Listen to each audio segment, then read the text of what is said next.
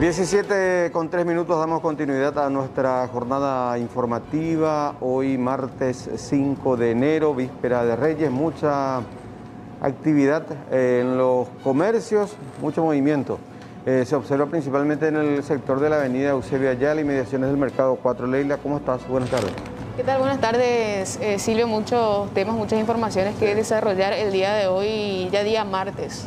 Efectivamente, y también aprovechamos este espacio para transmitir nuestras sentidas condolencias a la familia del compañero Derlis ante el deceso de su madre, doña Rosa Ojeda, que se produjo en la tarde de hoy. Precisamente ella estaba hospitalizada, internada en el Hospital Distrital de Lambaré, así es que toda nuestra fuerza, nuestro apoyo a Derlis y a su familia. Todas nuestras condolencias también para Derlis y su familia, él que se desempeña como productor aquí en nuestro medio.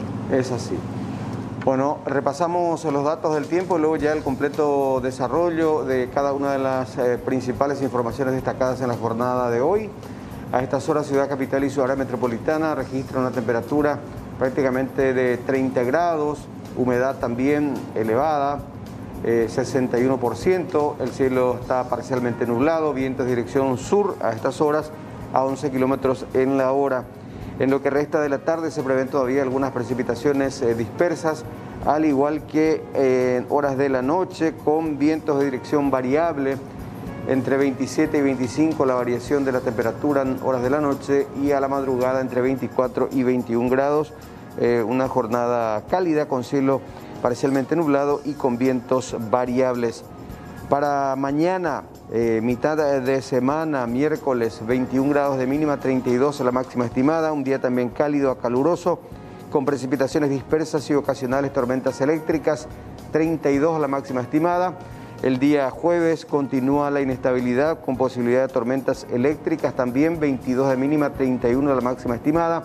El día jueves similar condición, con una mínima de 22 y una máxima de 29, al igual que el día sábado, en que se prevén todavía precipitaciones dispersas con ocasionales tormentas eléctricas, 23 grados la mínima estimada, 31 grados la máxima pronosticada.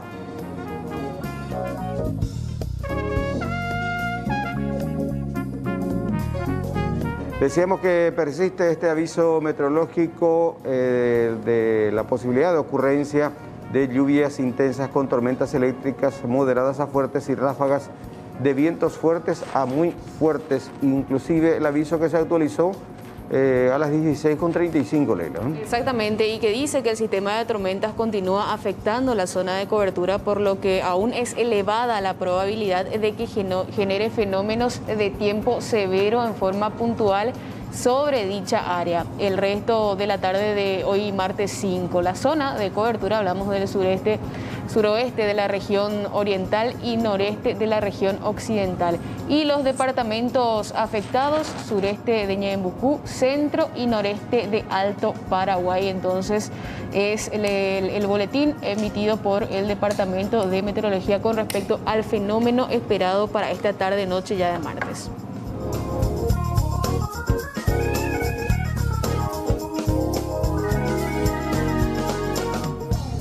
Vamos a ver también los datos de la cotización del día. El dólar en la compra 6.800 guaraníes, en la venta 6.900 guaraníes. El euro que se mantiene igual, en la compra 7.000 guaraníes, en la venta 8.000 guaraníes.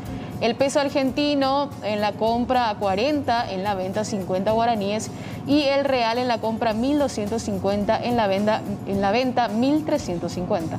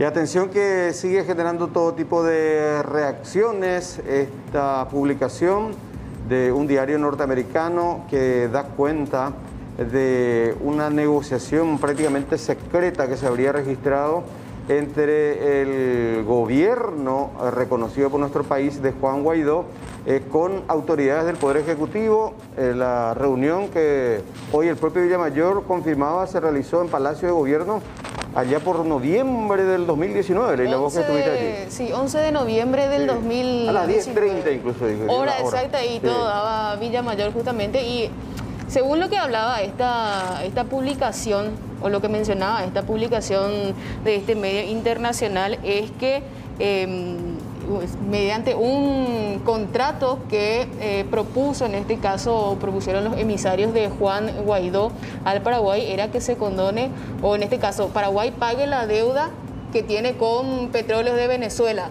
Efectivamente, ya vamos a ampliar también con las declaraciones del propio Juan Ernesto Villamayor, pero esto es lo último, este documento, esta convocatoria, donde precisamente dice la nota: señor presidente, tenemos el agrado de dirigirnos a vuestra excelencia y por su digno intermedio a los demás integrantes de la Comisión Permanente del Congreso a los efectos de solicitar disponga la convocatoria ante este pleno, ante la Comisión Permanente del Congreso, del señor Juan Ernesto Villamayor, jefe de gabinete de la Presidencia de la República, a los efectos de que se sirva a informar sobre su participación en las negociaciones con la empresa petrolera PDVSA.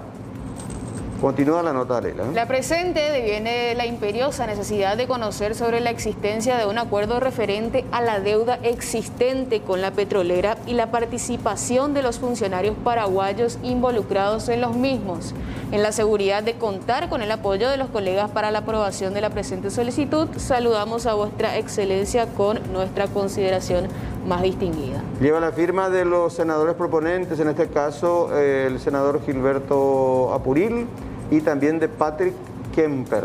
La nota que dirige al titular de la Cámara de Senadores para que se tramite la comparecencia entonces ante la Comisión Permanente del Congreso de la República de Juan Ernesto Villamayor. Se dirige lógicamente a don Oscar Latorre, presidente o diputado, en este caso presidente de esta Comisión Permanente del Congreso Nacional.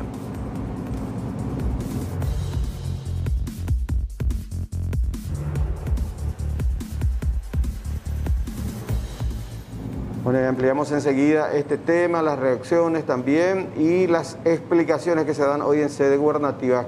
Cambiamos de plano de información porque tenemos que hablar de este hecho de inseguridad que sacudió al interior de una estación de servicio que se encuentra ya próximo a la ciudad de Paraguarí, límite entre Yaguarón y Paraguarí sobre la ruta 1. Empezó con la toma de rehén del propio administrador, Leila, de esa estación de servicio, quien salía de su domicilio a eso de las 5 de la mañana a bordo de su automóvil y en un camino vecinal, camino a la estación de servicio precisamente, es encarado por 3 delincuentes, quienes abordan el vehículo del administrador y con ese auto llega la víctima y los 3 delincuentes. Y en otro vehículo ya guardado también en las inmediaciones otros asaltantes quienes se apoderan de un botín bastante millonario. Se habla de 200 millones de guaraníes aproximadamente con los que se alzaron estas personas. Bueno, hasta ahora no se conoce de su paradero, pero se espera que mediante estas imágenes justamente sean identificados. Está la imagen de cuando llegan y ahí la imagen de cuando proceden a cargar el dinero en la bolsa. Evidentemente tenían la información precisa de la alta suma de dinero que no se logró depositar y que correspondía a la recaudación de este largo feriado. Bueno, tuvieron la denuncia de un robo agravado. ¿Cuáles son los datos que se tienen al respecto, oficial? ¿Cómo ocurrió el hecho? Se tuvo conocimiento de que fueron personas armadas quienes abordaron al administrador del local estación de servicio ubicado en el kilómetro 55, la ruta 1. Y en cuyo vehículo llegaron y perpetraron el hecho. Bien planificado lo tenían, estaba estudiado la situación, entonces lo perpetraron de forma rápida y eficiente. Pero de que le tomaron como rehén al encargado de la parte administrativa de esta estación. Lo abordaron camino al lugar de trabajo y llegaron a bordo del vehículo para perpetrar el hecho. Después de realizar la perpetración de su acto, lo dejaron abandonado a no más de 1 kilómetro del lugar. Lo volvieron a llevar entonces una vez que consumaron, digamos, el hecho. Se alzaron con cerca de 200 millones, me decía oficial. Exactamente, pero el dueño del vehículo quedó ya en el lugar. Solamente los delincuentes se subieron en el vehículo nuevamente y lo abandonaron. Solamente el vehículo lo abandonaron. El dueño del vehículo, como también los que trabajan en el lugar, no sufrieron ningún daño por suerte. Lo hicieron rápidamente y de forma tácita, por decirlo así. Ellos abandonaron el vehículo, se presume que huyeron en otro automóvil, ¿se maneja ya qué tipo de vehículo sería? Se trata de un vehículo tipo sedán, los más datos o detalles del vehículo los estamos reservando por cuestiones de investigación y se maneja perfectamente, que se fue sido escoltado hasta la perpetración del hecho y a bordo de la cual huyeron del lugar. Por la forma rápida, directa que perpetraron el hecho, evidentemente se trata de gente ya con antecedentes y con, evidentemente se dedica a este tipo de hechos, oficial. Exactamente, mayores datos de las personas no podemos darlo, ¿verdad? Pero sí, son gente que tienen antecedentes, frondosos antecedentes respecto a lo que es el área en cual se dedican, ¿verdad? Lo que se manejan, que es el robo de distintos locales. Pero sí, ya lo tenemos prácticamente individualizado, pero sí ya lo tenemos así ya canalizado la situación. ¿Manejaban todo ellos la información, a tu parecer? Sí, a mi parecer manejaban todo, porque una persona ajena a la estación no te va a actuar con tanta seguridad, sí o sí ha de manejar información del lugar de trabajo. Así el horario a la cual yo salí de mi casa, todo eso ellos tenían en conocimiento. ¿Resultó alguien herido? Por suerte, ninguno de los que trabajamos acá resultamos heridos. Una vez que agarraron todo el dinero, ellos se van directamente. Una vez que ellos tomaron el dinero, se fugaron sin mediar palabras, se fugaron automáticamente, directamente. Pero un vehículo, ese vehículo en el cual vinieron, nos está escoltando. Se dio la vuelta, ese vehículo le siguió a mi vehículo, ¿verdad? En donde ellos estaban, ¿verdad? Y se fueron más o menos a 1 kilómetro de la estación a abandonar mi vehículo e hicieron el transbordo correspondiente. Y se fugaron con ese vehículo, con ese... ¿Hay algún dato ya acerca de esta persona? Todavía nada. Todavía nada. La gente de criminalística está al tanto de esto. Yo todavía no... ¿Está asegurado el dinero? ¿Tiene asegurado o no? Para mí que tiene asegurado. ¿Primera vez que te pasa? Es la primera vez que me pasa todo esto en toda mi trayectoria laboral.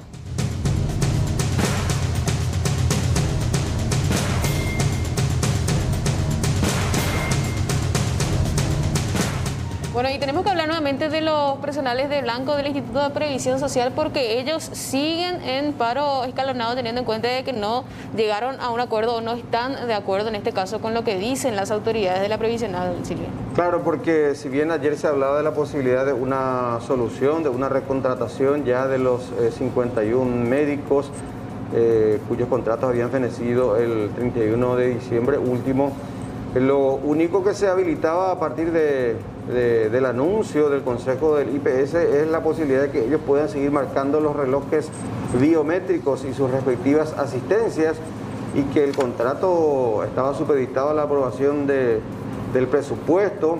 El otro punto bastante importante que los profesionales de Blanco vienen reclamando tiene que ver con el reconocimiento de la antigüedad que ellos desarrollan como residentes para los respectivos concursos convocados por el IPS y a ser convocados a futuro.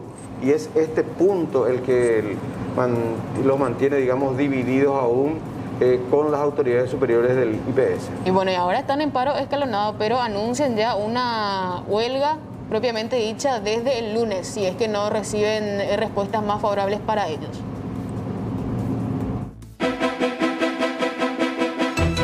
Continúa la movilización por parte de los médicos aquí en el Instituto de Previsión Social.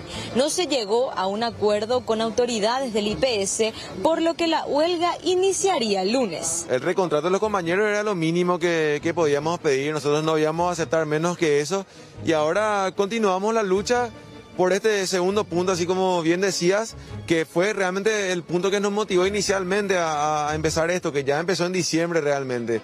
¿Cuál es el hecho de recuperar nuestra antigüedad de cara a un eventual nombramiento, ¿verdad? Que se compute la antigüedad de los residentes para futuros nombramientos. Nosotros, pensando en los asegurados y en muestra de nuestra buena voluntad para con las autoridades, para mostrar nuestras ansias de diálogo, decidimos dilatar un poco más el llamado a huelga y esperar hasta el lunes para iniciar esta huelga y darle una semana más de tiempo a las autoridades para que hagan un acercamiento decidido a nosotros y que finalmente nos den las soluciones que les pedimos para poder destrabar este conflicto. Y hay servicios que se resintieron, ¿verdad? En el quirófano hubieron cirugías que tuvieron que suspenderse por falta de residentes. Hubieron consultas que ayer los compañeros descontratados también no pudieron hacer, que ya tenían agendadas, porque aquí tenemos consultas agendadas hasta por 1 o 2 meses en muchos casos, y son consultas que no se pudieron suspender, tuvieron que reagendarse en todo caso. Si bien los residentes no se dedican tanto a la parte de consultorio, sí en la parte de internación, por ejemplo, hay muchos menos médicos de lo que suele haber, ¿verdad? Dejamos solamente personal de guardia para cubrir las urgencias y las recorridas médicas, por ejemplo, en este momento no se están haciendo. O sea, definitivamente los servicios se están resintiendo, por más que tratamos de recuperar un poquito al volver del paro, porque el paro hasta las 9 de la mañana nomás, definitivamente los servicios se resienten, ¿verdad? Mirá esta cantidad de gente que está aquí, ¿verdad? Esta cantidad de colegas que están aquí, y es imposible pensar que todos estos colegas no hacen nada dentro del hospital. Es evidente que los servicios se resienten. Los médicos reclaman que se tengan en cuenta para la antigüedad los años de especialización que se realizó. Si no se llega a un acuerdo con este punto en particular, seguirán con esta medida de fuerza. 17:20 en nuestro territorio, y saludamos ya, agradecemos que nos atienda, siempre muy diferente, el embajador compatriota ante la República Argentina, don Julio César Vera Cáceres. ¿Cómo le va? Buenas tardes. Muy buenas tardes a vos, a la señora Leila y a la distinguida audiencia de Canal 9. Embajador, quisiéramos tener mayor información, mayores datos respecto al deceso violento que tuvo un compatriota en la provincia de Buenos Aires precisamente, y se habla de que se trata de un joven que venía realizando algunos comentarios racistas hacia sus propios compatriotas y que podría tener, digamos, como factor desencadenante este hecho. Aparentemente fue así. Su cuerpo fue hallado en una zanja el día lunes en la localidad de Florencio Varela, y a 15 metros de donde estaba el cuerpo estaban sus pertenencias personales, sus documentos, el celular, lo que nos induce a pensar que posiblemente el robo no haya sido el móvil de ese homicidio. Y es como bien acabas de mencionarlo, dicen que él tenía una página en YouTube y que hacía algún tipo de comentarios discriminatorios en relación a los componentes de la comunidad. A mí no me consta. Yo solamente me hago eco de las publicaciones de los medios de prensa argentinos, y que aparentemente ello le habría generado animadversión entre los componentes de la comunidad paraguaya. ¿Qué se sabe a estas horas de los eventuales involucrados en el crimen? Porque la víctima prácticamente fue degollada con un arma blanca, es lo que se maneja al menos. Esa es la información oficial que tenemos. Eso es jurisdicción del Consulado de San Justo. Ellos están en consulta con las autoridades judiciales, de hecho está judicializado, y una fiscal ya tomó intervención en el tema, pero más de eso no tenemos datos.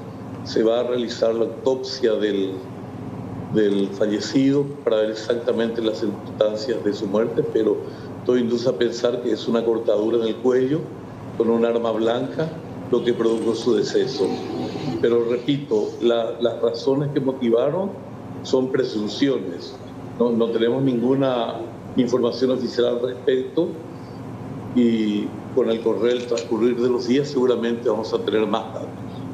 Embajador, ¿él se encontraba desaparecido? ¿Había alguna denuncia de parte de los familiares?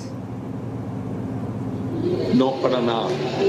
Sí, la novia La novia comentó que en alguna ocasión, cuando estaban viajando en un tren, fueron amedrentados, fueron amenazados. Es posible que haya sido por parte de compatriotas, pero más datos no tenemos. No obstante lo cual, como en toda la República Argentina, en Capital Federal y estas ciudades como Florencio Varela, San Justo, etcétera, etcétera, en casi todas las esquinas hay cámaras. Entonces yo tengo la presunción de que la Policía Provincial en breve ya va a tener más datos en relación a los autores del hecho. Así es que es cuestión de esperar, pero repito, el tema está judicializado, hay una fiscal que está manejando la investigación del caso, naturalmente con la ayuda de la Policía Provincial. Ahora, embajador, ¿qué se sabe de la víctima de Neri Ariel Aguilera Cardoso? ¿Hace cuánto está residiendo allí en la Argentina? ¿Es paraguayo natural o de padres paraguayos, digamos? ¿Qué datos se tienen respecto a la víctima que podamos compartir al menos? Yo no tengo ninguna información sobre el tema. El Consulado de San Justo está haciendo las averiguaciones correspondientes conjuntamente con la Policía Provincial de Florencio Varela y con el Ministerio Público, pero yo no tengo ningún dato todavía. Seguramente en las próximas horas vamos a tener más datos acerca de a qué se dedicaba el señor. Sé que tenía una pareja, que tenía un hijo y que aparentemente levantaba algunos comentarios en su página en donde criticaba a los compatriotas por alguna postura machista de los paraguayos, y eso habría motivado el enojo de alguna gente, pero más datos, más detalles no tengo. ¿Qué se sabe también, embajador, que supuestamente antes de que ocurra este hecho, él se comunicó con la pareja y le dijo que estaba siendo seguido por personas sospechosas? Eso declaró la pareja. Declaró la pareja que él había dicho que tenía la percepción de que le estaban siguiendo, y también declaró la pareja de que en una ocasión, estando viajando en tren, alguna gente los amedrentó. Presumimos que son personas de la comunidad paraguaya, porque repito, el robo no fue el móvil, porque a 15 metros del cuerpo que se encontraba en una zanja, encontraron el celular y algunos documentos personales, lo cual nos demuestra con meridiana claridad que no fue el robo el móvil, más bien habría sido algún tipo de venganza por situaciones que hayan acontecido, pero no quiero arriesgar opiniones porque no tengo mayormente datos. Este tipo de incidente grave con derivación fatal prácticamente no conoce precedentes, digo, y que involucren a paraguayos entre sí, embajador, Suelen acontecer, pero muy esporádicamente.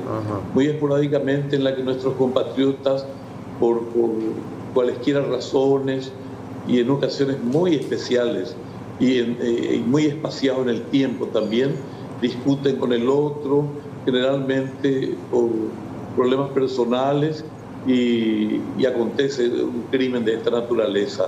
Pero no es lo usual, no es costumbre.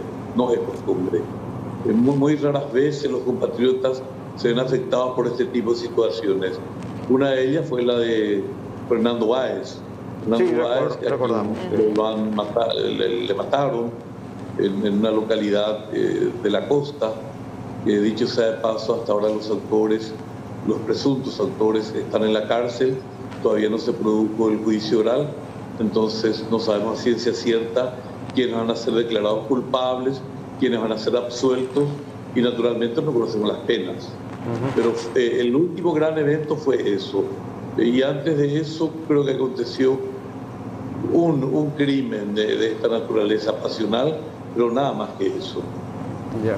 Embajador, aprovechando el contacto y cambiando un poquito de tema en sí, ¿qué reporte nos puede brindar sobre las jornadas o el proceso de inmunización, de vacunación que se está implementando en la Argentina? En su caso también estaría recibiendo las dosis correspondientes. ¿Cómo se maneja ese aspecto actualmente? ¿Cuáles son los últimos datos? El gobierno argentino negoció la compra y ya están las vacunas y se están aplicando a la gente de 300.000 dosis, que en la praxis significa la aplicación a 150.000 personas, porque son 2 dosis con un espacio de 21 días. Eso fue repartido en toda la República Argentina en función directa a la cantidad de personal de blanco y personal de las fuerzas de seguridad.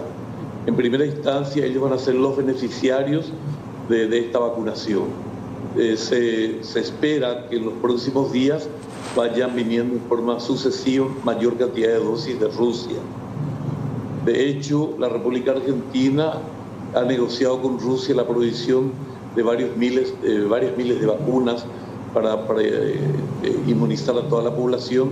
El objetivo es tratar de inmunizar la mayor cantidad posible de personas, y en el caso específico de los órganos de seguridad, que son la Policía Federal Argentina, la Gendarmería, la Prefectura Naval y la Policía de Seguridad Aeroportuaria, pretenden vacunar a por lo menos el 79% de los efectivos de estas fuerzas, y a todo el personal de blanco, que de alguna u otra forma tienen estricta relación con los enfermos, incluso los camilleros, enfermeros, médicos, todos ellos.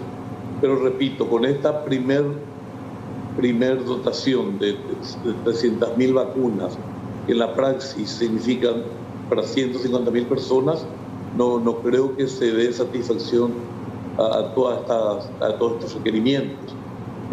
Van a tener que venir mayor cantidad de dosis para poder cumplir con lo programado.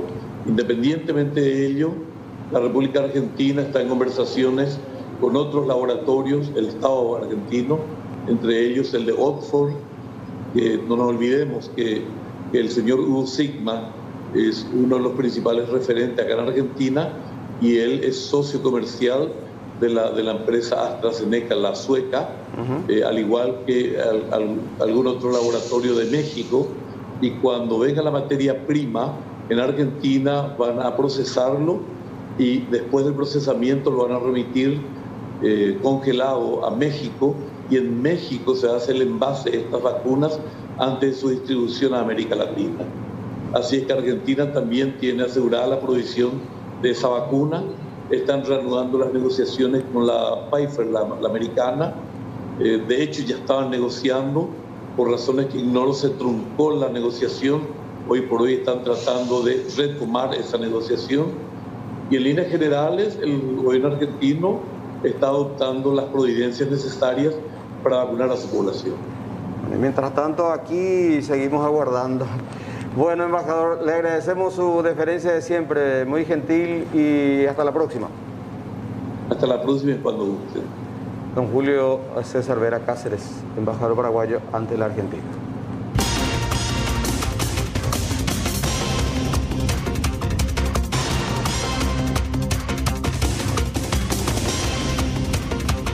Bueno, y vamos a la información en el ámbito policial. Está Raúl Bogarín trabajando en vivo. ¿Qué tal, Raúl? ¿Cómo estás? Buenas tardes, bienvenido.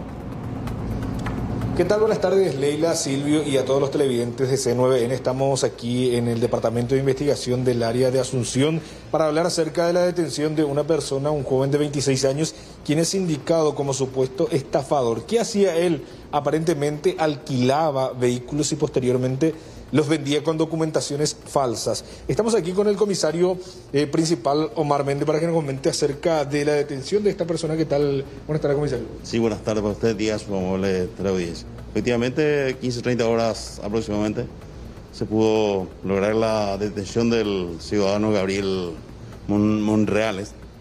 El mismo está sindicado por tema de compra alquila vehículos y vende. Es un grupo grande, hay un grupo de personas que están implicadas en eso. Sería el primero en este caso de este grupo grande que está operando en el área de Asunción. Exactamente, él está identificado en dos casos de alquileres de vehículos y a la venta.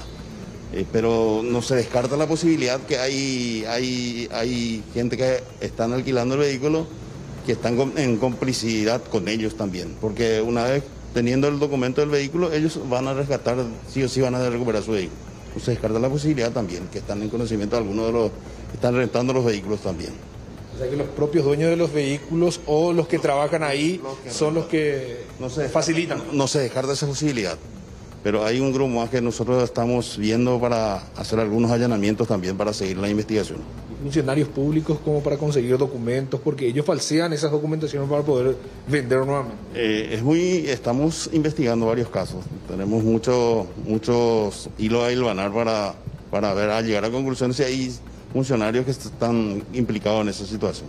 Esta persona va a ser de mucha importancia entonces para la investigación, ya que puede colaborar para llegar a los otros. Efectivamente, y este muchacho fue identificado luego por una de las víctimas y él dio aviso 911 y por ahí nuestro personal estaban de patrulla por la zona y pudieron detenerlo. ¿Qué estaba haciendo al momento de la detención, comisario? Estaba esperando en un surtidor a unas personas. Y a bordo de un vehículo. No, estaba en la vía pública, le estaba esperando a una persona. Y ahí le identificó uno de las víctimas y quien llamó a 911. ¿Ya se presentó acá la víctima en este caso? Al momento no, pero ya se pudo hablar con él. ¿Ustedes ya tienen una carpeta así de investigación también con relación a esta persona? Sí, tenemos una carpeta, o sea, 2 casos ya en relación a esta persona. Silvio, es lo que menciona entonces el comisario principal Omar Méndez, y vamos a escuchar porque nosotros pudimos hablar con él a la llegada aquí en el departamento de investigación en el área de Asunción, y él negó rotundamente, dijo incluso que había perdido su documentación y que otra persona supuestamente fue a alquilar esos vehículos. Escuchemos. Me inculparon nomás. Bueno, tengo mis documentos, tengo mi cédula denunciada, tengo todo para probar eso. ¿Cómo fue eso? ¿Perdiste tu cédula? Tengo denuncia de mi cédula. Mi billetera se extravió hace tiempo.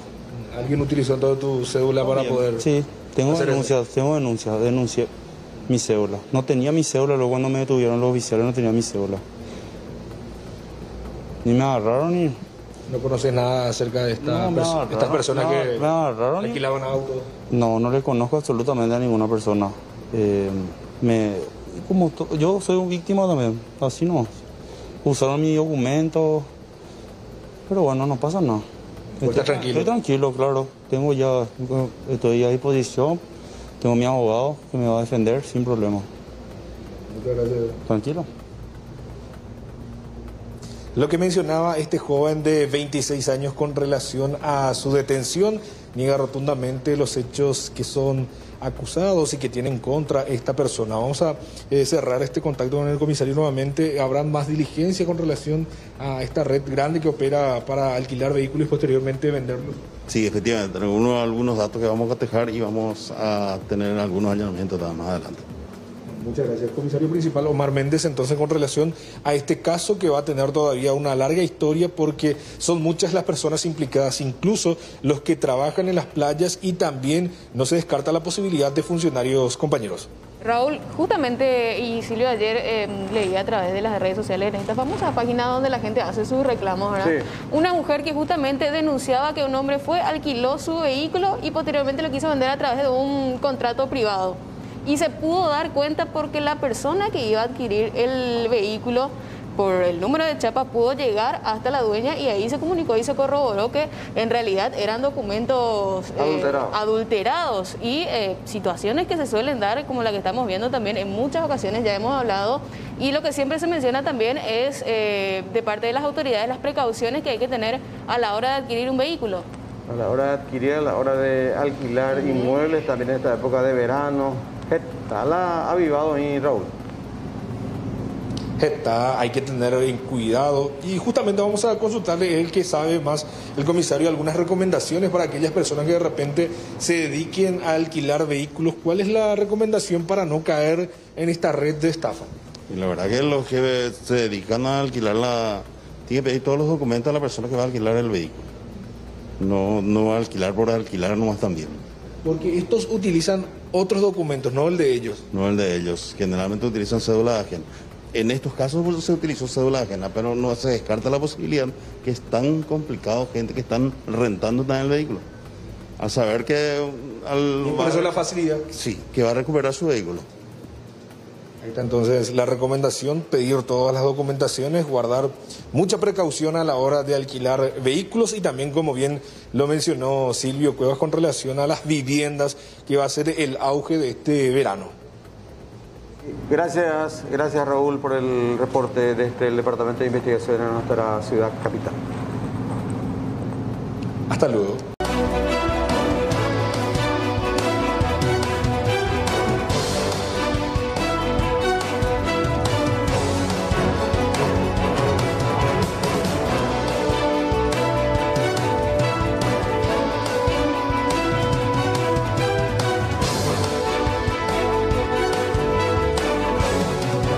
Tenemos que hablar también del inicio, sería ya el cuarto juicio oral por el secuestro y homicidio de la joven Cecilia Cubas, que había desaparecido, recordamos, lastimosamente en la primavera del año 2004. Su cuerpo sepultado, hallado en esta vivienda en el barrio Mbocayatú de Ñemby, hoy denominada Casa del Horror. Y hoy, Leila, empezó el juicio oral para Óscar Luis Benítez. Exactamente, quien está acusado de los hechos punibles de secuestro y homicidio doloso agravado. Se espera ya que mañana, cuando continúe también el juicio, declaren en este caso los padres de la víctima y también médicos forenses. Efectivamente, hay que señalar que este hombre estuvo prófugo varios años de la justicia y fue localizado en São Paulo. Luego de un proceso de extradición se concretó su venida a nuestro país en el año 2019. Está encarcelado, al igual que otros responsables de este lamentable hecho, se expone a una elevada condena.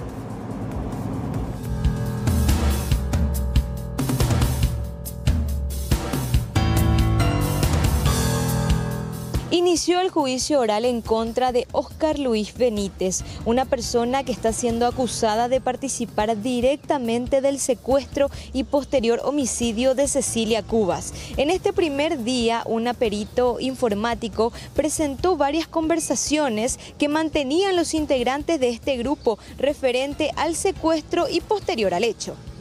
Iniciamos el juicio el día de hoy, nos tomó toda la jornada, digamos, una declaración pericial de un perito informático del Ministerio Público que nos habló sobre pericias que hizo en esa área en determinación de correos electrónicos que, digamos, estuvieron operando en el secuestro. En este caso, un correo electrónico perteneciente a Osmar Martínez, el otro correo electrónico perteneciente a Rodrigo Granda Escobar, que es miembro muy conocido y destacado hasta hoy día de las Fuerzas Armadas Revolucionarias de Colombia. También hizo una pericia en relación a dispositivos informáticos como computadoras, donde se extrajo una serie de información. También en referencia a la computadora en la cual, digamos, operaba desde la casa en donde estuvo cautiva y finalmente se la encontró fallecida a Cecilia Cubas. Esa computadora se encontró en otra vivienda y bueno, básicamente esas cuestiones así de carácter técnico exclusivamente fue el día de hoy, ¿no? Él era, ¿verdad?, una figura jerárquica superior de un nivel, digamos, de la cúspide de lo que significó el secuestro de Cecilia Cubas, desde el seguimiento que le hace a la víctima, desde días anteriores o previos a la privación de libertad propiamente dicha, en la privación de libertad, también en el cobro del rescate tuvo, digamos, participación activa, ¿verdad? Eso ocurrió el 12 de noviembre del año 2004 y finalmente, obviamente, el dominio que tenía él de toda la actividad que desarrollaban los grupos que operaron en este secuestro, que desemboca finalmente en la muerte de la víctima, ¿no? El juicio, obviamente, lo que pretende es probar, uno, la existencia del hecho y otra, la participación en esos hechos del acusado, ¿no?, Óscar Luis Benítez. En cuanto a la probanza, la existencia del hecho, hay una serie innumerable de pruebas que quizás en un principio no se tenga a la vista una conexión, pero haciendo, digamos, un enlace de esas pruebas hacen al todo, ¿verdad? Entonces, En ese aspecto es quizás un juicio de esta característica, tiene un material abundante de prueba que nos demoraría semanas o meses quizás la producción de la misma hasta llegar a una conclusión, una sentencia. Habrá días digamos, más tediosos, otros días menos tediosos, y donde, bueno, se va a tener que enfrentar esos días y continuarla, ¿verdad? Esto es un universo probatorio, ¿verdad? Que hay que exponer, ¿verdad? Y esto recién iniciamos hoy, ¿verdad? Estamos ahora de iniciar un juicio que nos va a tomar una cantidad de tiempo considerable a todos y donde finalmente va a desembocar en una resolución. Por un día no se puede juzgar un juicio tan largo como este, ¿verdad? En cuanto a tu anterior pregunta de los correos electrónicos que se intercambiaban, ¿verdad? Obviamente salió nuevamente la denominación que el grupo le daba a la víctima en cuanto a que le despersonalizó, digamos, ella pasó de ser Cecilia Cubas a La Fruta, ¿verdad? Es algo que surgió hoy ya y que eso va a ir concatenándose con otros elementos que le van a dar la certeza efectiva de que esa fue la denominación en la cual le pusieron a una persona que terminó finalmente tan mal, ¿verdad? El juicio oral continúa el miércoles y en esta oportunidad se presentarán a testificar los padres de Cecilia Cubas y también otros médicos forenses.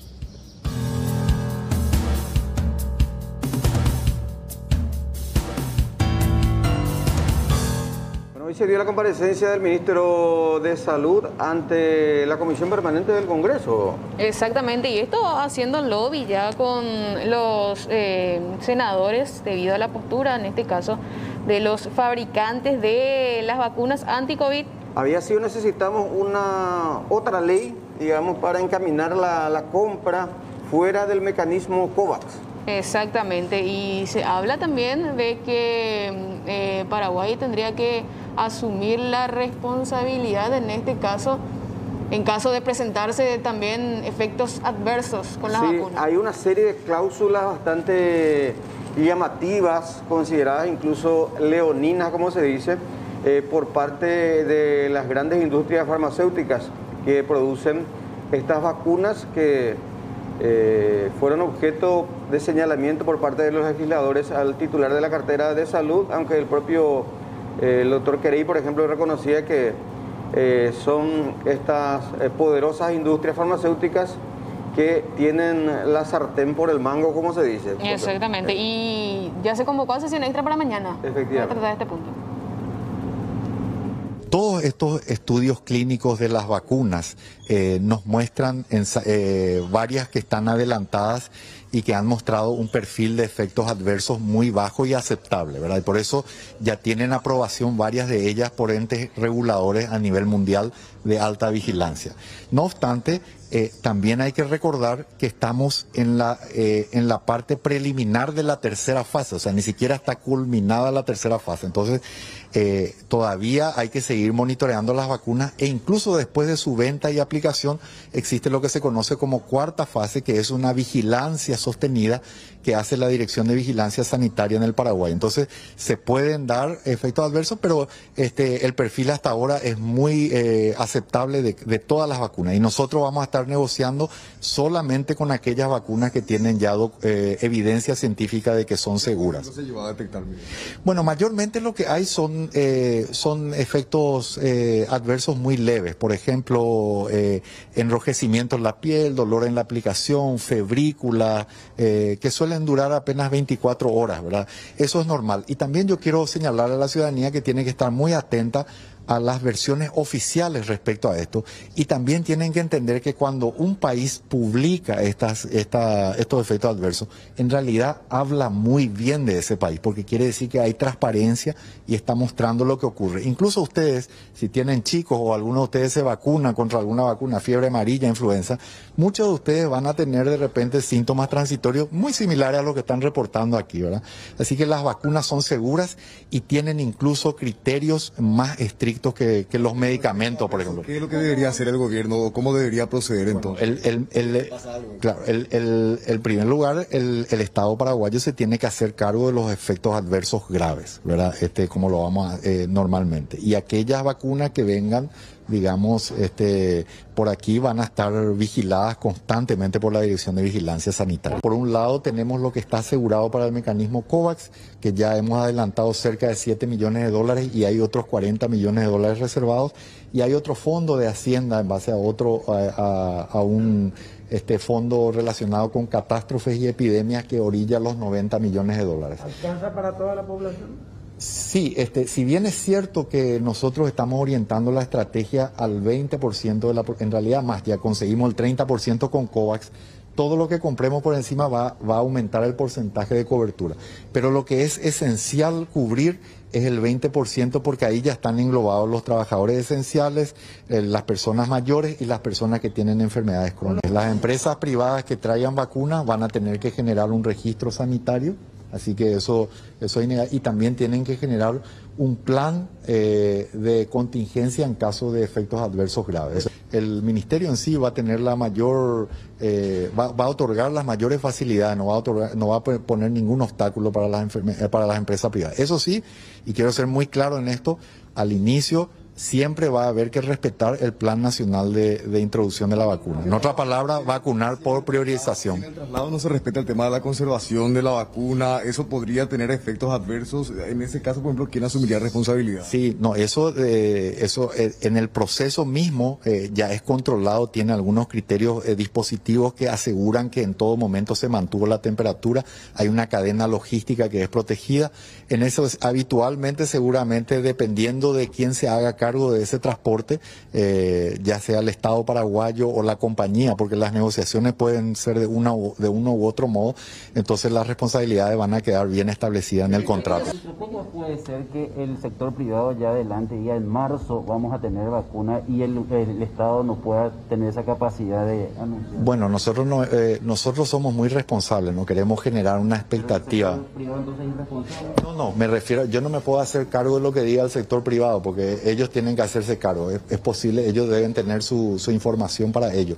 Yo lo que puedo hacerme cargo es lo que dice el Estado paraguayo, y en ese sentido nosotros no queremos generar ninguna falsa expectativa.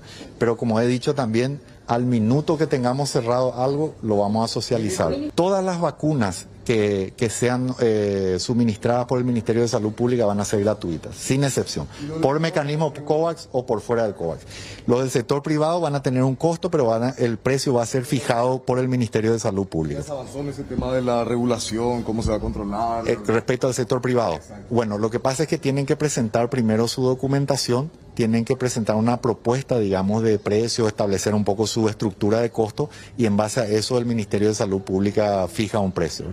Y el registro sanitario también que tiene que tramitar, según decían las autoridades de salud pública. Hay que agregar que esta normativa que se va a estudiar esta semana ante el Congreso, digamos, fue presentada a la iniciativa, por el senador Antonio Barrios, Zulma Gómez, y faculta al Poder Ejecutivo a través de Salud Pública a incluir en los contratos y en la documentación complementaria para la adquisición de vacunas una serie de cláusulas. Atiendan bien. Decíamos, estas, por ejemplo, deben establecer la prórroga de jurisdicción a favor de los tribunales arbitrales y judiciales con sede en el extranjero y la aplicación de leyes extranjeras con relación a la adquisición. O sea, renunciamos nosotros a nuestra jurisdicción judicial a favor de las grandes compañías, por ejemplo. También dice otro aspecto, que de las cláusulas que se establezcan condiciones de indemnidad patrimonial respecto a indemnizaciones y otras reclamaciones pecuniarias, lo que decía Leila. Y además se exige incluir cláusulas o acuerdos de confidencialidad en los contratos de adquisición de las vacunas contra el nuevo coronavirus. Las exigencias que te ponen ellos. Lo que decían es que se espera que las dosis lleguen entre mayo y junio. Me parece que cada vez que se habla de cuándo llegan, cada vez estamos extendiendo un poquito más. Yo creo que lo más probable es que cuando llegue ya la segunda dosis para los países de la región, nosotros vamos a tener la primera. Y lo más probable.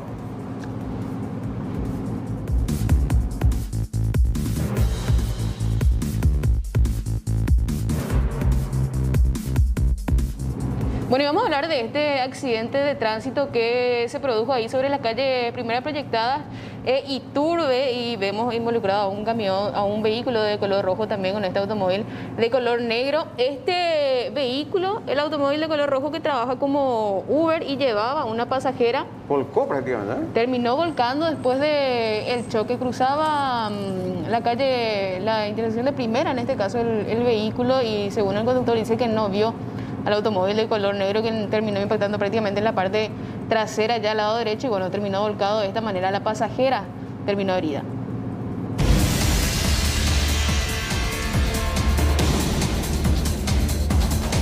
En las intersecciones de la calle Iturbe y Primera Proyectada se produjo un choque entre dos vehículos y terminó con este automóvil de color rojo totalmente volcado. Estaba funcionando como Uber y la pasajera sufrió con lesiones en la cabeza y tuvo que ser asistida. Tuvimos llamado del 132 de alarma sobre un 1041 vehicular, accidente de vehículo, y vinimos a encontrar un vehículo en 90 grados.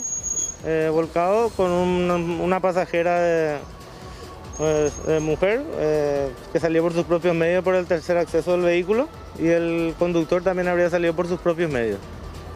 ¿Sufrieron algunas lesiones?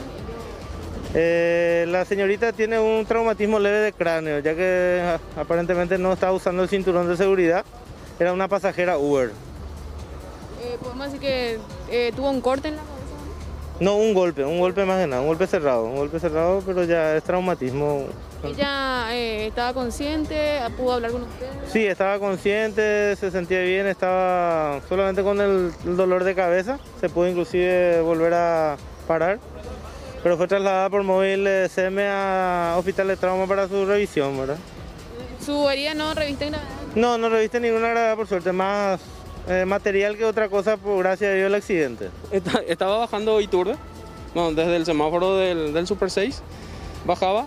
Como vi, a primera vista no se veía que venía nadie, ya estaba por cruzar totalmente la intersección, y el IST me agarra la parte trasera, como ven ahí, me hace girar en trompo y quedo volcado de costado.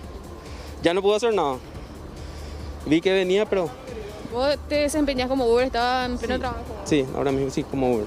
¿Vos bajaste la velocidad para cruzar acá a primera vista? Sí, claro. ¿No viste que...? No, ninguno. De repente los vehículos que están estacionados ahí también te pudieron... Puede ser un poco, pero igual no estábamos viniendo rápido. Venía... Como te digo, desde el semáforo que nos dio rojo, verde, o sea, imposible agarrar velocidad de aquí. ¿Venías con pasajera? Sí, con pasajera. Gracias a Dios está bien, que eso es lo que importa. ¿Vos te golpeaste? No, nada, gracias a Dios nada. Tuvimos un accidente, gracias a Dios, aparentemente una señora sufrió solamente lesiones vamos a decir, sin gravedad. ¿Cómo se produjo el choque entre estos vehículos? Y según manifestación de los conductores, este automóvil FIA estaba circulando sobre la calle Iturbe, el otro vehículo, el Toyota IST, sobre la calle Primera, y acá en la intersección tuvo colisión, a consecuencia del mismo se produjo el vuelco del automóvil FIA. ¿Cuál es la preferencial en esta intersección? Y no sabría decir de quién es la calle preferencial, pero se tiene como preferencia la calle Primera. Siempre se tiene como preferencia acá la calle Primera. Primera, segunda, o la calle transversal. ¿Qué fue lo que dicen ambos conductores del vehículo? ¿Qué es lo que dicen? No, y según manifestación de la conductora del IST, ya estaba circulando sobre la calle Primera y ya no tuvo tiempo para frenar y tuvo el percance acá con el otro. Reanudan vuelos directos a Miami. El vuelo inaugural de la nueva ruta Asunción-Miami, Miami-Asunción, arribará al Paraguay lleno de pasajeros, alrededor de las 20 horas de este martes. Desde la DINAC consideran la conexión como algo muy positivo para el país. Imputan a conductor ebrio. Un hombre de 27 años fue imputado por homicidio culposo y exposición al peligro en el tránsito terrestre, luego de haber atropellado, mientras conducía un vehículo en estado de ebriedad, a toda una familia, matando a una niña de tan solo 3 años. Vacunas COVID. Senado tratará proyecto. La Comisión Permanente del Congreso convocó a una sesión extraordinaria del Senado para este miércoles a fin de tratar el proyecto de ley que declara de interés público la investigación, desarrollo, fabricación y adquisición de las vacunas contra el COVID-19 en el marco de la emergencia sanitaria. Detenido por violación, robos y hurtos, Richard Daniel Jara, de 29 años, alias Richard I., fue detenido por agentes de la Comisaría 12 Metropolitana. El hombre es indicado como autor de varios hechos punibles. Según el informe policial, cuenta con 10 a 15 denuncias y un frondoso antecedente. Investigarán origen del COVID-19. El director general de la OMS reveló hoy que las autoridades chinas impidieron por ahora la llegada de algunos expertos de la misión que debe investigar el origen del coronavirus, por lo que se mostró muy decepcionado con Pekín. Presentan a Brian Montenegro, Independiente del Valle, el último campeón de la Copa Sudamericana. Oficializó la llegada de Brian Montenegro. El atacante fue cedido a préstamo por una temporada.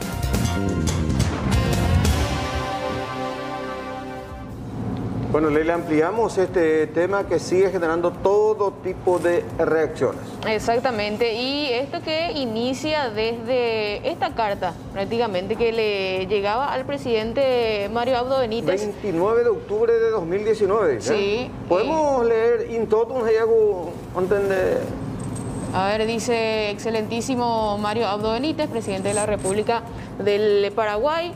Grande y buen amigo, reciba un cordial saludo. Tengo el honor de dirigirme a usted en esta oportunidad a fin de hacer de su conocimiento que por medio de decreto presidencial número 13, publicado en la Gaceta Legislativa número 12, fue designado el ciudadano Javier Troconis como comisionado presidencial de la gestión de activos. Su función básica será coordinar las políticas orientadas a la protección de activos del Estado venezolano en el extranjero, de acuerdo con los principios de eficiencia, eficacia, transparencia y rendición de cuenta. En este sentido, acudo a usted a fin de solicitar muy respetuosamente le sea brindada al señor Troconis la colaboración necesaria para el cumplimiento de sus funciones. Sin más que hacer referencia, me despido ratificando mis sentimientos de estima y consideración. Está la firma de don Juan Guaidó, presidente de la Asamblea Nacional, dice... presidente de la República Bolivariana de Venezuela, el sello. Y bueno, esto sabemos a partir de una publicación del prestigioso medio norteamericano The Washington Post. Exactamente. Y esta publicación de Washington Post, que habla de que supuestamente Juan Guaidó está involucrado en hechos de corrupción, que supuestamente él quiere hacerse con los activos en el extranjero de Venezuela. Y uno de los activos justamente es la deuda que tiene Paraguay con Petróleos de Venezuela. Hablamos de 269 millones de dólares prácticamente, que son los que reconoce Paraguay. Efectivamente, y tuvo que salir Juan Ernesto Villamayor hoy a brindar explicaciones, y va a tener que seguir haciendo esas explicaciones, brindando a las autoridades legislativas inclusive. Bueno, y él hablaba de que efectivamente se recibió esta carta de un gobierno reconocido por el Estado paraguayo y se le dio el tratamiento pertinente, y después un abogado argentino de PDVSA es el que pide la audiencia para este abogado y el señor Javier Troconis. Audiencia que se concreta en noviembre del año 2019. 11 de noviembre del año 2019 se da la reunión con Juan Ernesto Villamayor. En el Palacio. En el Palacio de Gobierno, y ahí le presentan este convenio. Una propuesta. Una propuesta bastante interesante para la pretensión paraguaya, porque hay que decir que Paraguay lo que venía reconociendo es el capital, digamos, adeudado, más no así, por ejemplo, los intereses devengados. Y tampoco reconocían otros planteamientos realizados por el gobierno de Nicolás Maduro. Este caso de PDVSA, Petropar versus PDVSA, está en un tribunal arbitral con sede en París, Francia, pero está paralizado allí el proceso también. Ese es otro aspecto de la cuestión. Pero lo que llama la atención es que se produce esa reunión entre el comisionado de Guaidó con Juan Ernesto Villamayor, el abogado de PDVSA Guaidó, digamos, porque creo que hay otros abogados también de PDVSA del lado de Maduro. Sí. Y allí se habría realizado el siguiente planteamiento. Vamos a compartir lo que señalaba sobre ese punto por parte de Juan Ernesto Villamayor en la jornada de hoy. Con esta carta a la vista, me piden una audiencia para el señor Troconis. La audiencia se lleva adelante el día 11 de noviembre del año 2019 a las 10:30 de la mañana acá en Palacio de Gobierno.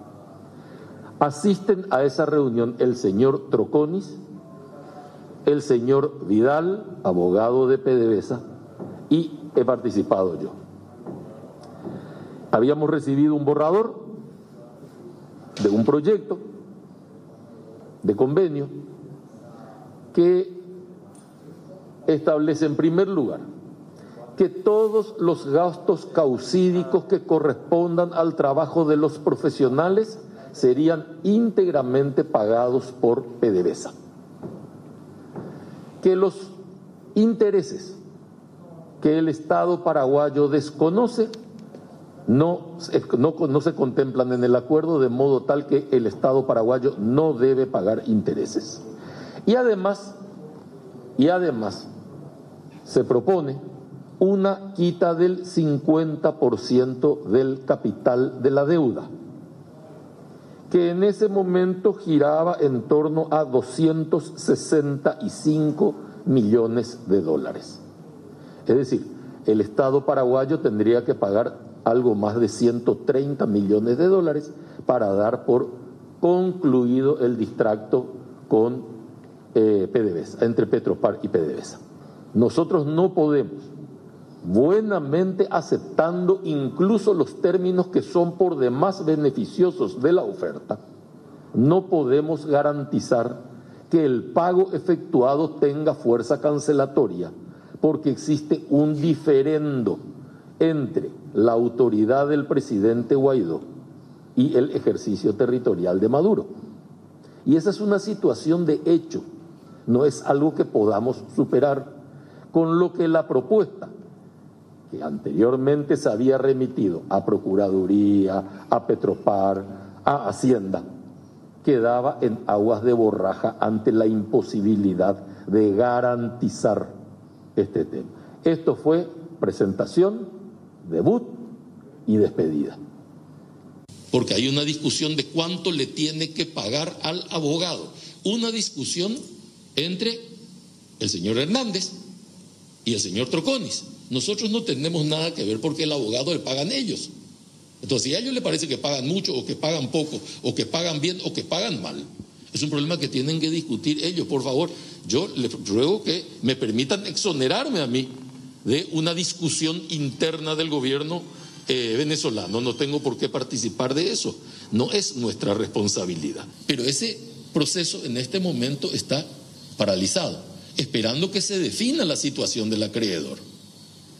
Mientras no se define el acreedor, nosotros no podemos avanzar sobre ese proceso. Ese proceso está paralizado y va a continuar paralizado hasta que esto se pueda resolver. Dios quiera que se resuelva a la brevedad y Dios quiera que tengamos en esa oportunidad la posibilidad de arribar a un acuerdo similar.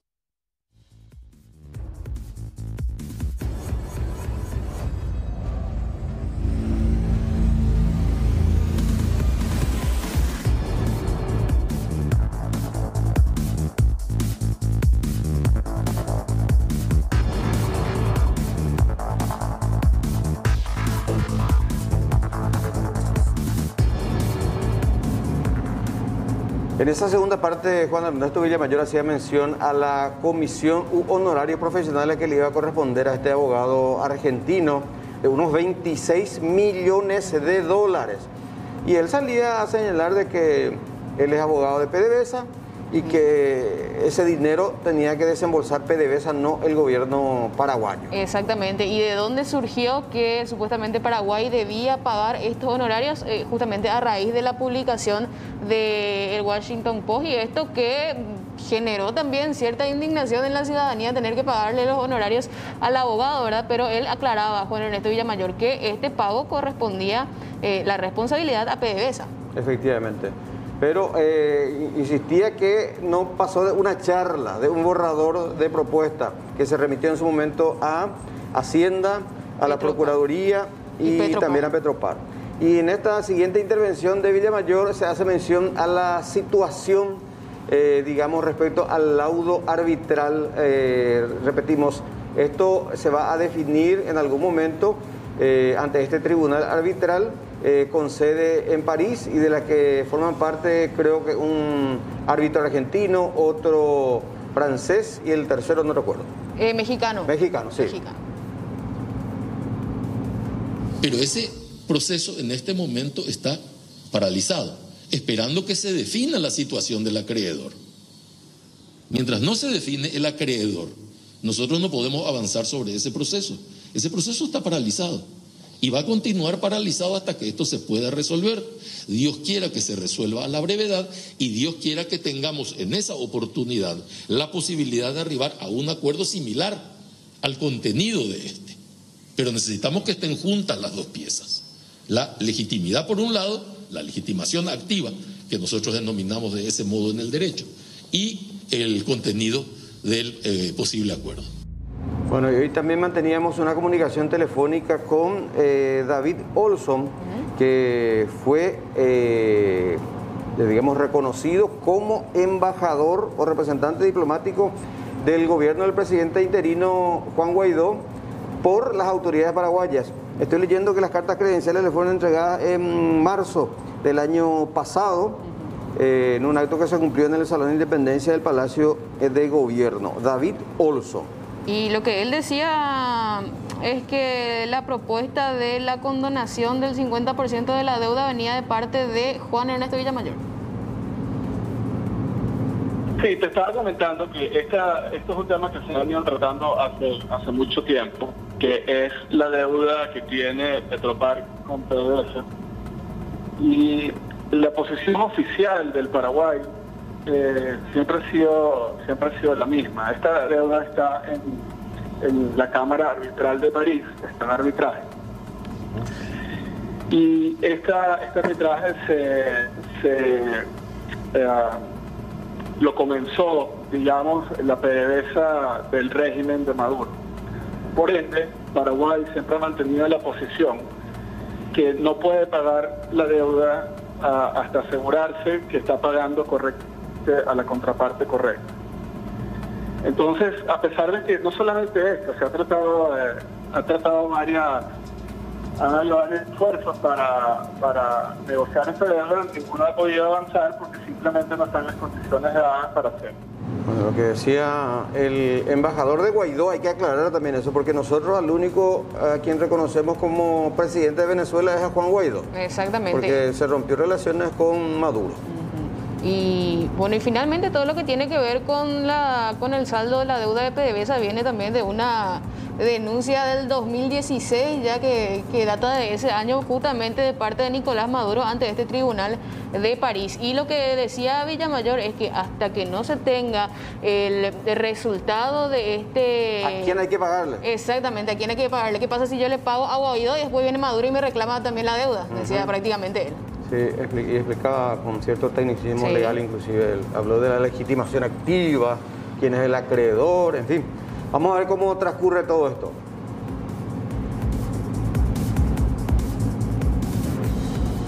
Bueno, cambiamos de tema y tenemos que hablar de esta situación. Hablamos de un milagro prácticamente, jóvenes que se salvaron de morir ahogados prácticamente. Efectivamente, en pleno río Paraná estaban participando en una jornada de pesca desde un bote y se produjo un incidente precisamente en el río Paraná, en la zona conocida como Torocuá.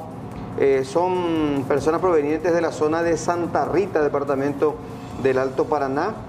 Los integrantes de este grupo de pescadores fueron identificados como Diego Primás, Yago Pagnoncelli, Julio Caffer de Cresburgo y se salvaron de morir ahogados, como decíamos, en el caudaloso Paraná, en la zona conocida como Torocuá, en el distrito de Ñacundaí.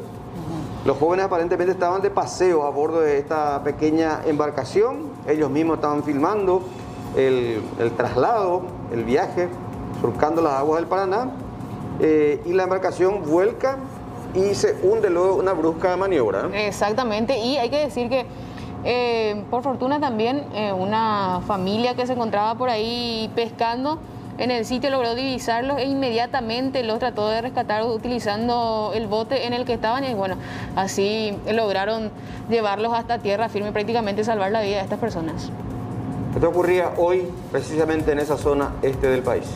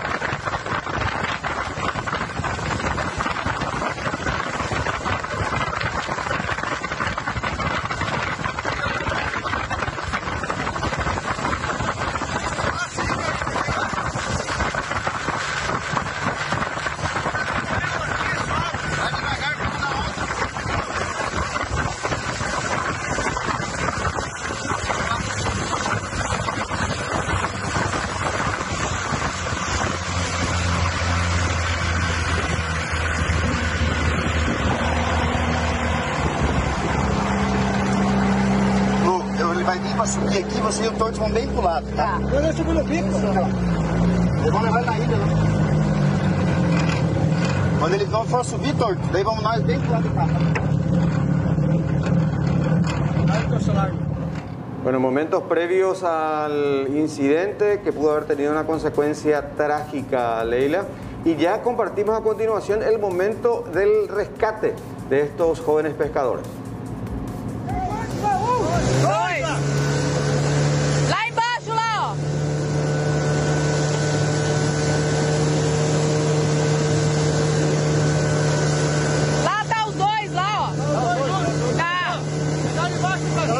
Chega devagar, Torto, para não dar onda. Não, vamos por baixo depois, lá tá os dois.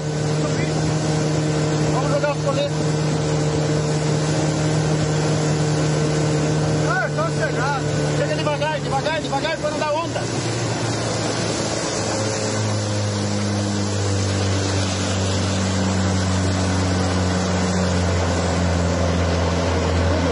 Tudo bem, é aqueles lá daquela hora, é?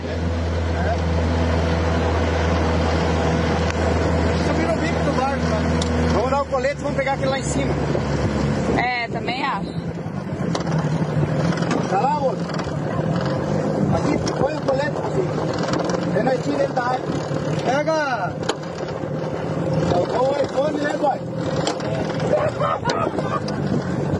Consegue mexer? Dá o celular, hein? Capaz? Ó, foi. Ó, veste. Não, pega o colete, Pia. Veste o colete aí. Dá, cara. Veste que nós vamos lá pegar o Pia lá. Impresionante las imágenes, Leila, y los jóvenes ya en el agua, ¿verdad? Y sujetándose...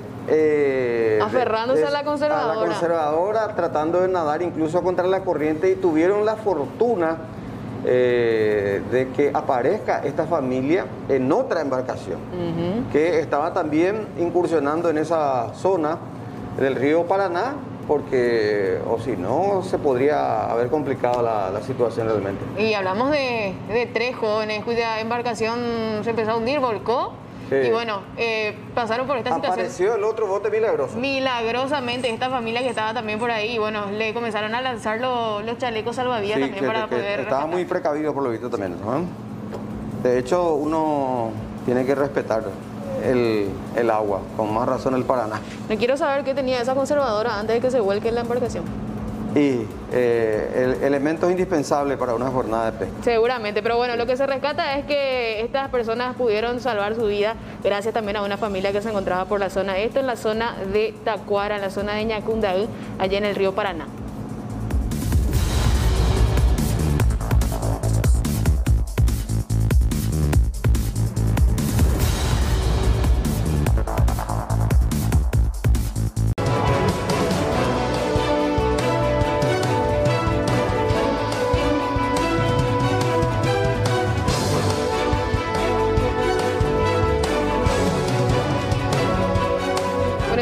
Con 33 minutos, 30 grados la temperatura, se siente el ambiente cálido afuera y nosotros seguimos con la información en vivo, Silvia. Efectivamente, ya establecemos comunicación con el titular de la Comisión Permanente del Congreso Nacional, diputado Raúl Latorre, para que nos amplíe sobre esta nota remitida por dos senadores que solicitan la convocación, como diría un conocido parlamentario también, del jefe de gabinete civil de Juan Ernesto Villamayor.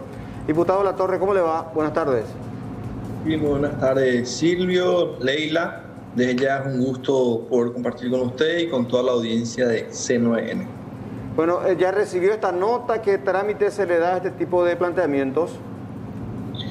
Es así, hemos recibido la nota y de hecho que veníamos debatiendo ya con los colegas de la Comisión Permanente con respecto a cuál es la mejor medida que podemos tomar en base a esta situación. Desde ya transmitir nuestro espíritu en cuanto a la necesidad de que esto se investigue a fondo, de que esa situación sea completamente transparente y de constatarse verdaderamente una acción que atenta en contra de nuestra nación y su patrimonio, naturalmente que los responsables sean castigados. Desde esa línea de pensamiento existen algunos instrumentos que tenemos desde el punto de vista constitucional. Uno de ellos es el pedido de informe. La otra es la posibilidad de plantear naturalmente una convocatoria al jefe de gabinete que pueda explicar esta situación y naturalmente responder las inquietudes y las observaciones de los parlamentarios, entre otras alternativas constitucionales existentes. No obstante, una cosa es segura, vamos a tomar un curso de acción y vamos a poner nuestros mejores esfuerzos para que esta situación sea investigada y de haber un daño patrimonial al Estado o de constatarse alguna acción que atente contra nuestra Constitución o contra nuestras leyes, haremos todo lo que está en nuestras manos para que los responsables sean castigados. Ahora, su posición particular sobre la convocatoria, ¿cuál es, diputado? Nosotros somos un cuerpo colegiado. Como te decía, yo creo que nosotros tenemos que tomar una acción. La convocatoria, por supuesto que es una alternativa interesante. Existen otras herramientas constitucionales, algunas más leves, por decirlo de alguna manera, algunas más duras, pero sí la convocatoria es algo que debe ser evaluado.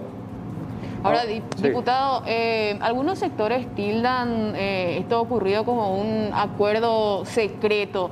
Se van a solicitar también los documentos, la carta de la que habló también Juan Ernesto Villamayor, también este documento de contrato que fue presentado, que recibió en este caso el gabinete. De hecho que sí, una de las acciones concretas que queremos hacer, de hecho ya las habíamos anunciado, es un pedido de informe buscando toda la documentación pertinente al proceso que pueda dado a conocer a través de los medios de comunicación masiva y en principio a través del periódico norteamericano Washington Post. Entonces hay una acción que necesariamente vamos a tomar, que es el pedido de informe. Otras alternativas se están evaluando, entre ellas el pedido para la convocatoria del jefe de gabinete por parte de la bancada de Hagamos del Senado. Ahora, el presidente reconocido por nuestro gobierno, Juan Guaidó, sabemos que llegó a nuestro país el primer día de marzo del año 2019 y este planteamiento, la carta, se recibe en meses después. Hoy habrá escuchado la explicación que daba el propio Juan Ernesto Villamayor. ¿Cómo recibió esa explicación, diputado? ¿Le satisfizo o no? Yo creo que este proceso debe ser investigado. Existen muchas aristas y muchas versiones en este momento preliminares que deben ser contrastadas. Nosotros tenemos que llegar al fondo de este asunto. Tenemos que terminar de implementar una política de transparencia en nuestra nación. Existieron varios eventos recientes que generaron mucha preocupación y una sensación de retroceso. Por ejemplo, las denuncias de supuestas irregularidades en el proceso del caso de Texas Oil. Existía una vieja costumbre por parte de quien debía defendernos, que es la Procuraduría General de la República, que básicamente el arquero, en vez de atajar el penal, levantaba las manos para que la pelota entre en connivencia con el que chutaba el penal. Esa es una costumbre que había sido desterrada en el gobierno anterior, y podemos acordarnos de casos emblemáticos que muchos consideraban perdidos, que habían sido ganados finalmente por el Estado paraguayo a través de la gestión del ex Procurador General de la República, el doctor Hilo Moreno. Entonces, tenemos que terminar de enterrar esta costumbre de que aquellos que deben defender al Estado son quienes terminan generando acuerdos entreguistas. Y vamos a pelear para evitar ese tipo de acuerdos. Vamos a investigar a fondo si nos encontramos ante una situación de ese tipo, y de ser así, haremos nuestros mayores esfuerzos para que los responsables sean castigados. Y respondiendo a la pregunta, yo creo que hay mucho por investigar. Yo creo que la sociedad y muchos colegas parlamentarios no se sienten satisfechos con las explicaciones que están dándose a conocer, y bueno, eso debe ser contrastado con la realidad, con los documentos y con los diferentes actores, y estamos evaluando las mejores herramientas constitucionales para llegar a ese efecto. ¿Cuándo se reúnen ustedes para definir qué pasos dar? Nosotros estamos en conversaciones y bueno, ya de que realicemos una convocatoria para el efecto. Como sabrán, hoy tuvimos una extraordinaria, sí, donde compartimos con Mazzoleni, llamamos una extraordinaria de Senado y Diputados para tratar esta nueva ley de vacuna, entre otros puntos que también, además de otros puntos que va a ser tratado por la Cámara de Senadores.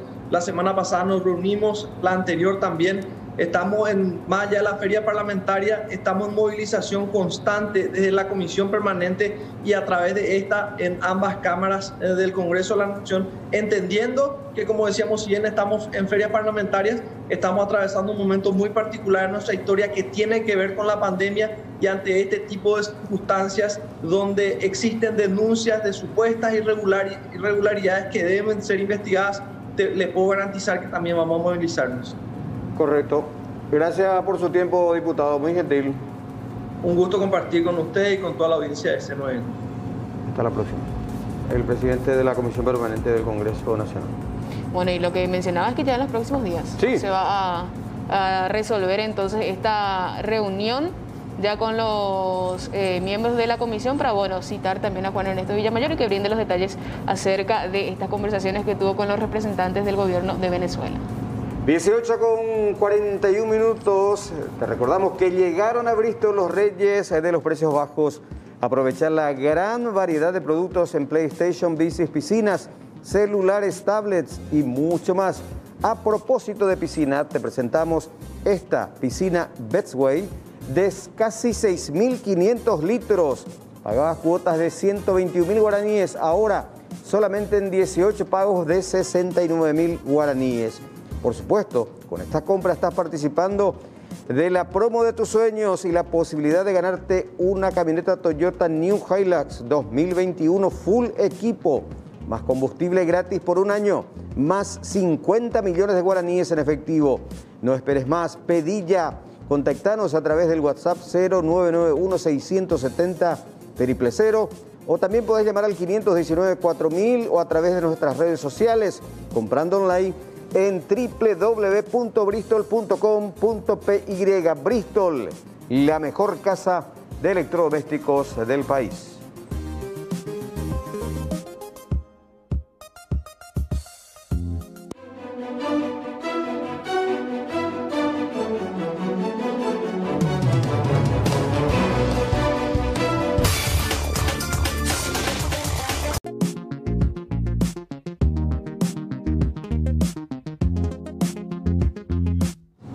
Bueno, en este caso hablamos de una mujer, la propietaria de un negocio ubicado en la ciudad de Lambaré, que fue víctima de robo. Y acá están las imágenes justamente que captaron el actuar de este solitario delincuente que pudo ingresar por el techo de este comercio y realizar sus fechorías. Y se llevó una interesante suma, 4 millones de guaraníes que la víctima en este caso tenía guardado en su comercio, que se encuentra en el barrio Santa Lucía de Lambaré, como estuviste señalando, ¿no? Tenemos lo que decía la propietaria con respecto a esta situación. Nosotros dejamos todo bien asegurado acá. Y mi marido se levanta a las 7 de la mañana para abrir el negocio y ahí nos encontramos con la sorpresa. Ya no encontraron la plata, solamente plata llevaron. Solamente plata y mi anteojo es lo que no encuentro. Algo muy útil para vos. Y claro que sí. Después nada, todo estaba como si fuera que una persona que conoce bien y vinieron a tocar ahí así las máquinas, está todo en el video y viene directamente acá, él viene a buscar lo que busca. Y yo tenía todo acá, en 2 carteras tenía la plata separada. Y lo que yo más siento es la plata de mi hijo, porque él también me confía a mí, me dejó a mí también encargado de cobrarle y juntarle su dinero, y eso es lo que más siento, mi hijo. ¿Vos le estabas guardando a tu hijo su plata? Yo le junto a él su plata porque yo le cobro acá y le juntaba su plata. Y esa plata yo también dejé toda acá y eso es también la plata que llevaron todos. ¿Era la primera vez que ustedes dejaban plata acá? ¿Nunca solían dejar? No, a veces se quedan más lo sencillo así, pero plata así, esa cantidad no. Como yo, ¿alguien que manejaba que había plata o algo? Seguro, digo yo, cuando el cliente entra y no sé. No podría decir, pero nosotros ni le conocemos en el video al muchacho. Eso que mandaron a asegurar todo en la parte del frente, portones doble, incluso pusieron. Sí, pusimos todo. Y al final se subieron y entraron por el techo. Y entraron y forzaron toda la puerta. Ayer tuvimos que mandar a arreglar todo otra vez eso para poder cerrar, porque no se podía cerrar. ¿Y tu hijo qué te comentó, qué te dijo con respecto a la situación? Y que yo no me preocupe por la plata, que si yo estoy bien, él no tiene problema. Lo que a él le importa es que yo me sienta bien, que no me sienta mal. Y hay poca venta y la gente todo dice, bueno, poca plata, pero para la situación que tenemos ahora es mucha plata. Te golpea bastante. Claro que sí. Porque no es la recaudación del día, es una recaudación que ustedes venían ya juntando. No, es una plata que yo venía juntando y además no es mío, es de mi hijo. Qué gran perjuicio sufrió la humilde comerciante, ¿eh? Y obviamente la indignación de esta mujer, porque imagínate lo que es levantarse temprano, ir a trabajar, abrir el negocio, procurar por la venta también, y que bueno, después gente de esta manera ingresa al local y se lleve la suma que tanto le costó conseguir. Realmente.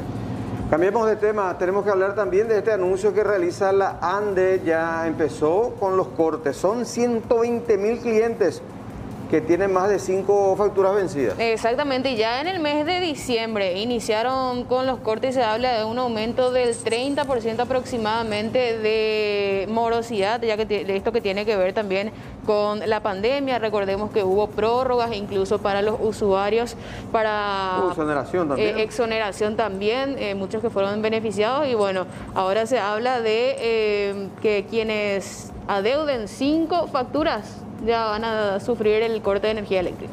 Así nos decía Hugo Fernández, gerente comercial de la ANDE.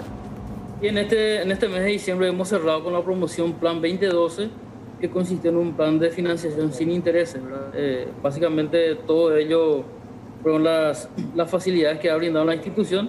No obstante, en nuestra cartera amorosa sigue siendo de manera importante, y en este mes de enero estamos reiniciando las actividades en este caso, de corte por falta de pago. En una primera priorización son incluidos aquellos suministros con facturas, con la cantidad de facturas mayor a 5 facturas pendientes de pago, que totalizan aproximadamente 120.000 clientes que entran en esta primera órbita de priorización. Y en este caso, para los las órdenes de suspensión por impago. Bueno, y el vocero de la ANDE también hacía mención a los mecanismos que tienen los clientes para actualizar sus pagos. Exactamente, y esto que es un medio también para que la gente no se vea tan apretada a la hora de ir y pagar, digamos, todo junto, lo que tiene que ver con... Exactamente, es lo que tiene que ver con la factura de la ANDE. Escuchemos lo que decía y los medios de pago que van a tener los usuarios también. La ANDE siempre ha brindado las flexibilidades para los pagos respectivos, ya sea a través de la financiación, a través de pagos al contado, ¿verdad? Y en ese sentido, esas flexibilidades para la financiación de las deudas, para aquellos usuarios que no puedan abonar la totalidad, siguen vigentes. Sí. Existen diferentes alternativas para el cual también los clientes pueden acercarse a través, en cualquiera de las bocas de atención al cliente que tenemos habilitado. Y también en el transcurso de hoy y mañana estaremos lanzando la promoción, en este caso para la financiación a través de la web o la app, que son procesados también en el día de manera a facilitar, digamos, esa gestión de pago para aquellos clientes que eventualmente tengan más de 5 facturas pendientes. Bueno, vamos con esta noticia positiva, si te parece, Leila. Exactamente, tenemos que hablar de dos mujeres que hacen un trabajo realmente destacable porque ellas son oriundas allá de la zona de Itapúa, departamento de Itapúa. Nueva Alborada, y hacen este trabajo de ayudantes de albañilería. Sí, un trabajo bastante duro, pesado, habitualmente realizado normalmente por hombres, ¿verdad? Sí. Porque no es muy usual ver a mujeres, pero estas agarraron la pala y otros implementos de la construcción y a la mezcla, se ha dicho, ¿no? Conocemos en el material la historia de estas dos mujeres.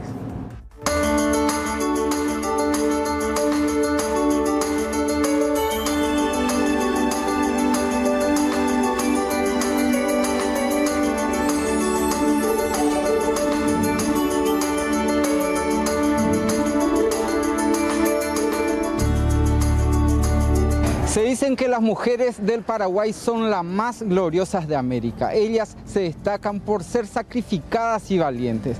En la ocasión conocimos la historia de dos mujeres que son ayudantes en albañilería. Lorenza, ¿vos año reco? 28. ¿Va por hora vena? Ayudar, yo me nada. Hoy la cuña cara y pegan de hermana. Hermana. Amor, la pende valle. No he valorado, Puerto Samuel. ¿Pero yo me va poco ahora? Sí, se me nango lo va por el coro, yo no te ayudas, pero... Pero, pendeja, en día me va. Una cosa viviente, que ya ponen ahí.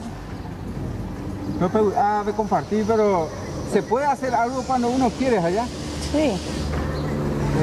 Excelente. Es bella poco, mezcla, me bella pues. A la hora en boea, ahora ya puedo. Pero tú, oye, ni juntos. Sí, a peso mantengo. Esa adelante. ¿Eres con el muy? Sí, ahora. ¿Muy eres con? Dos. ¿Muy año recoge para? Petín 14, a petín 10. Yo me va a ver, qué excelente. Felicitaciones, de hermano. Gracias. ¿Ayudan en a ver? Sí. ¿De sola solo ven más? No, acá no cuento con yo. ¿Eres con la familia? No. ¿Qué cocinada y cómo ver? Sí, cómo ir y cómo. La ayuda para poder después yo me voy a cocinar, acá no uso acá y tererena, mía, de coreíno, cualquier cosa ya. La vamos a poseer, pero van a siempre algo ruinas, Y sí, depende de una ingo. Ingo la o ella se peso ingo pero que voy ayudante allá. Depende pirubona, ¿me metes allá? Estamos metidos y que se me ha echado valores parte de encuentro. De bárbaro, así que iba a leer esta acá, a Cuñá Paraguaya. Sí, muchas veces vengo por el tema, por ejemplo, la gente en Boria no yo fui alguna vez trabajo, mala gente o acá, algunos yo estudio y no yo fui al trabajo, no sé qué. Pero va honradamente. Honradamente, después la ureija. Por la mañana son amas de casa y por la tarde ayudantes en albañilería. Son trabajadoras y se sacrifican honradamente para salir adelante. Como dice el dicho, el que quiere puede.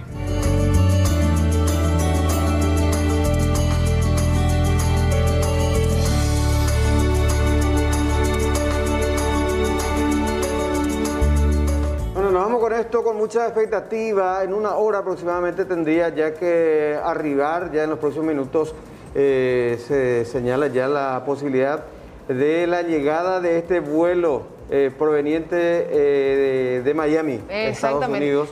Se reanuda después de 5 años. Sí, y se tiene prevista la llegada para las 19 horas, así que en unos minutitos, segunditos más, seguramente ya llega el avión también ahí al aeropuerto Silvio Pettirossi. Desde la torre de control en instante, ya aproximación visual, vuelo Easter. Exactamente, después de 5 años, esto que se suspendió en el 2016. Sí. Y bueno, ahora se reactiva nuevamente, se espera que se realicen de 2, van a comenzar, decían el embajador paraguayo hace unos días en Estados Unidos, que piensan empezar con 2 vuelos y luego ir a 3 por mes. Y se habilita ya la posibilidad de que otras compañías también hagan esta ruta, ¿verdad? Porque la habilitación es a nivel internacional, también vecinos de la Argentina, del noreste, del sur de Brasil también van a tener la posibilidad de establecer esta conexión directa Asunción-Miami. Así que se celebra entonces también esta reactivación de vuelos directos. Nosotros nos vamos. Ya, nos vamos. Hasta mañana.